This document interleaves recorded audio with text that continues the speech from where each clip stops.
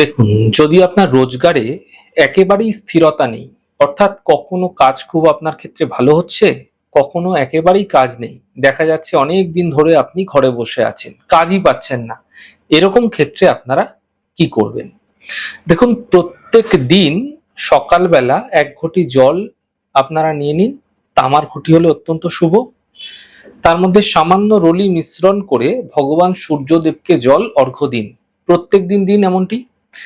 প্রতিদিন সন্ধ্যাকালে ১০৮ বার অর্থাৎ একমালা করে শনিদেবের মন্ত্র জপ করুন। শনি মন্ত্র হচ্ছে ওম সাং শনিশ্চরায় নমঃ। এই ছোট্ট মন্ত্রের জপ করতে থাকুন একমালা করে, এবং প্রত্যেক শনিবার দিনকে কাঁসার বাটিতে সামান্য সর্ষের তেল দিয়ে নিজের মুখের ছায়াটিকে ভালো করে দেখে নিন, এবং সেই তেলটি আপনারা প্রদীপের মধ্যে দিয়ে পলতে করে অশ্বত্থ বৃক্ষের নিচে সন্ধ্যাকালে জ্বালিয়ে দিন।